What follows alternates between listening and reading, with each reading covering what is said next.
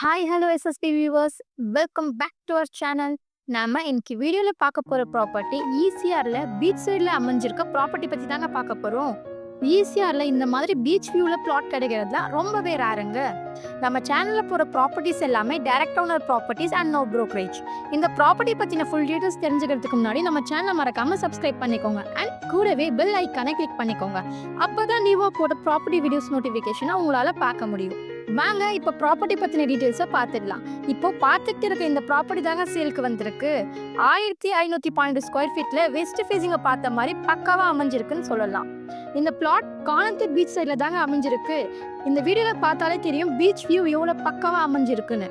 இது ஒரு 100% அப்ரூவ் பிளாட்டுங்க. அது மட்டும் இல்லாமல் லீகல் வெரிஃபைட் பிளாட் தாங்க.